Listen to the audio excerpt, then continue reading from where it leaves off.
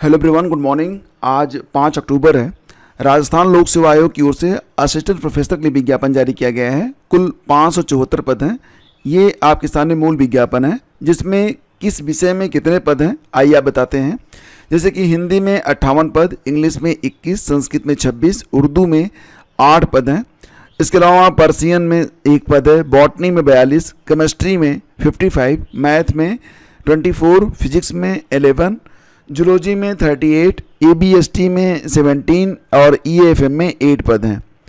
अर्थशास्त्र में 23 पद हैं, स्टैटिस्टिक्स में 1 पद है, बिजनेस एडमिनिस्ट्रेशन में 10 पद हैं, ज्योग्राफी में 60, लॉ में 10, इतिहास में 31 पद हैं, होम साइंस के 12 पद हैं, सोशियोलॉजी में 24 पद हैं, फिलॉसफी में 7 पद हैं, पॉलिटिकल साइंस में 52, पब्लिक एड में 6 पद, साइकोलॉजी में 7 पद। इसके अलावा दोस्तों और भी हैं, जैसे कि ड्राइविंग है और टेक्सटाइल वगैरह में है, ठीक है, म्यूजिक है, डांस है। तो यहाँ पर विज्ञापन जो जारी किया गया है।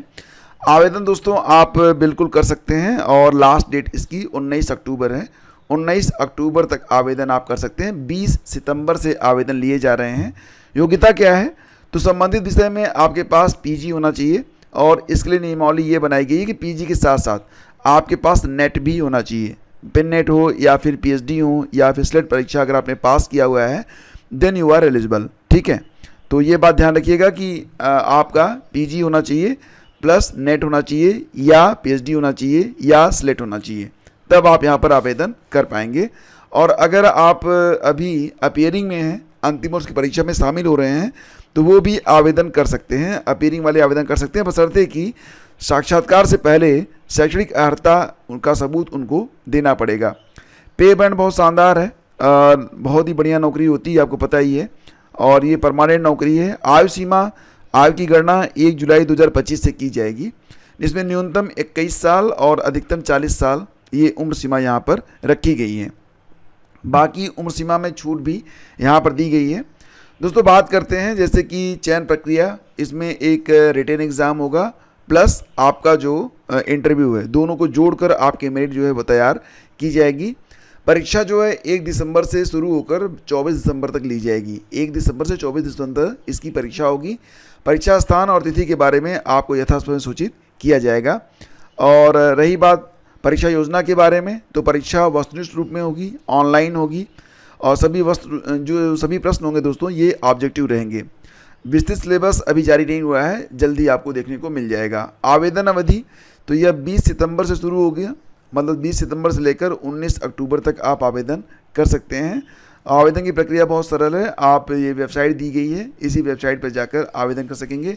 इसका लिंक मैं डिस्क्रिप्शन में डाल दूंगा, ठीक है। और ये जो पीडीएफ है, इस पीडीएफ को भी मैं शेयर कर दूंगा टेलीग्राम पर, तो जाकर अगर आप आवेदन करना चाहते हैं तो इसको अच्छे से पढ़ लीजिएगा, उसके बाद ही आवेदन कीजिएगा। ओटीआर भी करना पड़ता है, ओटीआर की फ़ीस भी है। अगर आप अदर स्टेट से हैं तो 600 रुपये फ़ीस आपको देनी पड़ेगी, ठीक है। इसके बाद कोई फीस आपकी नहीं लगेगी। जो रिटन एग्जाम होगा दोस्तों, उसमें आपके विषय के 2 पेपर होंगे 75-75 नंबर के, और एक जनरल स्टडीज आप राजस्थान का पेपर होगा 50 नंबर का। इस प्रकार से 200 नंबर की परीक्षा होगी। तो 3, 3, 6, 2, 8, मतलब तीनों को मिला के 8 घंटे की परीक्षा होगी। पहला पेपर 3 घंटा, दूसरा पेपर 3 घंटा, तीसरा पेपर 2 घंटे का रहेगा। इंटरव्यू 24 नंबर का होने वाला है। सिलेबस बहुत जल्द आ जाएगा, फिर उसके बाद आपको सारी जानकारी मिल जाएगी सिलेबस के बारे में। हालांकि पुराना सिलेबस अगर आप जानना चाहते हैं तो टेलीग्राम पर मैंने शेयर कर दिया है, ठीक है। तो दोस्तों ये सारी चीज़ें आपके सामने हैं, और जिन लोगों ने अभी तक आवेदन नहीं किया है उनके पास अभी भी समय है, लेकिन इतना नहीं है कि आप आराम से बैठें, मतलब अब आपको प्रक्रिया स्टार्ट कर देनी चाहिए।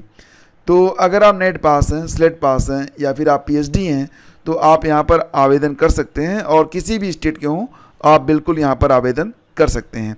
हाँ, नोटिफिकेशन देख लीजिएगा, उसके बाद ही आवेदन कीजिएगा। तो फ्रेंड्स ये जानकारी मिल गई आपको आरपीएससी के बारे में। अब अगली जो जानकारी है, टीईटी के मुद्दे पर केंद्र का रुख स्पष्ट न होने से शिक्षक नाराज। ये जानते हैं आप, 1 सितंबर 2025 को सुप्रीम कोर्ट ने कहा था कि प्राइमरी में पढ़ाने वाले सभी जो शिक्षक हैं, चाहे उनकी नियुक्ति चाहे जब हुई हो, 2010 के पहले हुई हो, 2010 के बाद हुई हो, यानी कि RTE right to education act लागू होने के पहले या बाद, चाहे जब हुई हो, तो कहा गया कि अगर उनकी जो सेवा है वो 5 साल से ज़्यादा बची हुई है और वो टेट पास नहीं है तो टेट पास कर लें, अदरवाइज़ फिर क्या होगा कि अगले 2 साल में उनकी सेवाएं समाप्त कर दी जाएंगी। इसको लेकर जो ऐसे टीचर हैं जिन्होंने टेट पास नहीं किया है तो अब वो काफ़ी जो हैं नाराज़ हैं। उनका ये कहना है कि सुप्रीम कोर्ट से टीईटी की अनिवार्यता के आदेश के 1 महीने के बाद भी केंद्र सरकार द्वारा अपना पक्ष स्पष्ट नहीं किया गया। मतलब ये चाहते हैं कि केंद्र सरकार कोई ऐसा प्रावधान लाए जिसके तहत टेट जो है अनिवार्य न रह जाए, जैसे कि कई बार ऐसा हुआ भी है। तो दोस्तों यहाँ पर ना जितने भी संगठन हैं शिक्षकों से जुड़े हुए वो प्रधानमंत्री और शिक्षा मंत्री को हज़ारों पत्र भेजे हैं और ये चाहते हैं, लेकिन अभी तक सरकार की ओर से कुछ भी मतलब सिग्नल नहीं मिला है कि हम इस पर क्या करने वाले हैं। हालांकि सुप्रीम कोर्ट तक में मामला जो है पहुंच चुका है और इस पर सुनवाई भी हो रही है।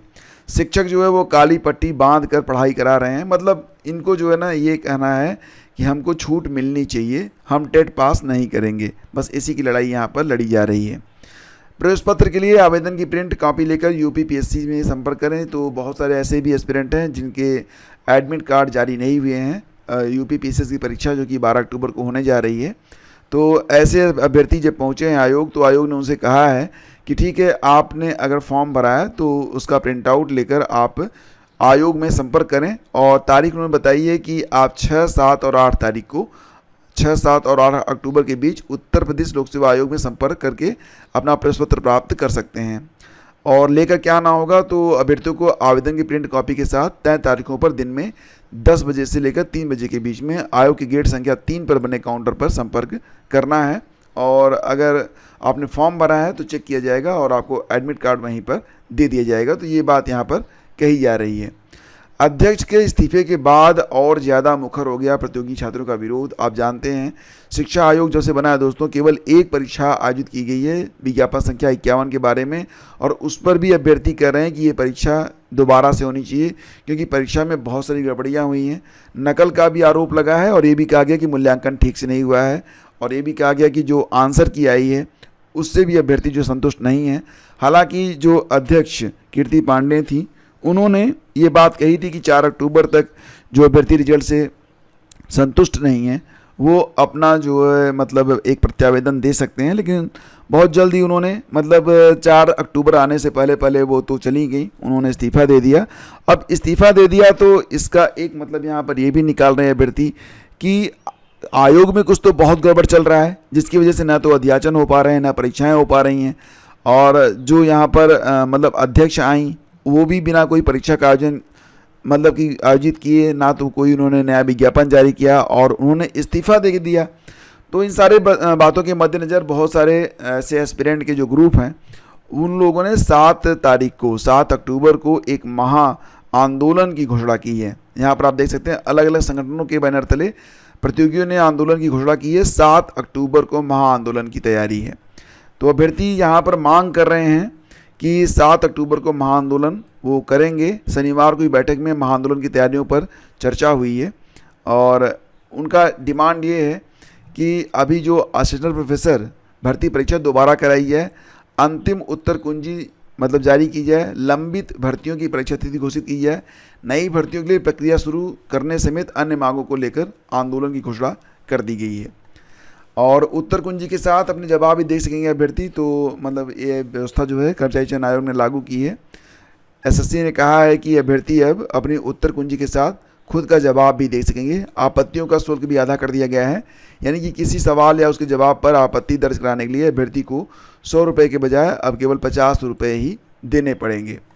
और कोचिंग सेंटर के बेसमेंट में धमाका, 2 छात्रों की मौत, फर्रुखाबाद सेफ्टी टैंक में मीथेन रिसाव माना जा रहा वजह। तो आप जानते हैं ना कि जो सेफ्टी टैंक बनते हैं उसमें मीथेन गैस बनती है, और अगर वहाँ पर किसी कारण से गैस का रिसाव हो रहा हो और किसी कारण से शॉर्ट सर्किट हो जाए या फिर कोई भी आग वहाँ पर पहुँच जाए तो धमाका हो सकता है। कुछ ऐसा ही हुआ होगा। और ये जो विस्फोट हुआ वो इतना भीषण था कि कोचिंग सेंटर की इमारत की दीवार का मलबा 200 मीटर दूर तक जा गिरा। मतलब बहुत भीषण, आप तस्वीरों में देख सकते हैं कि कितनी जो तबाही यहाँ पर मची हुई है। और फिलहाल 2 छात्र फिलहाल अब इस दुनिया में नहीं हैं इस घटना की वजह से। सारी चीज़ें हैं तो सावधानी बरतना चाहिए दोस्तों। कुछ भी हो, आपका घर हो बाहर हो, अगर ऐसा कुछ नज़र आता है तो आपको तुरंत जो है ना उस पर ऑब्जेक्शन करना चाहिए और संबंधित किसी भी सक्षम व्यक्ति से आपको बात ज़रूर करनी चाहिए। एलटी की परीक्षा में समय बहुत कम बचा हुआ है और जो भी एस्पिरेंट तैयारी कर रहे हैं तो करंट अफेयर के लिए आप ये पीडीएफ ले सकते हैं। और करंट अफेयर की पीडीएफ बहुत ही शानदार तरीके से लिखी गई है और इसका लिंक डिस्क्रिप्शन में दिया गया है, आप अभी भी जाकर इसका लाभ उठा सकते हैं। Thank you, have a great day, जय हिंद।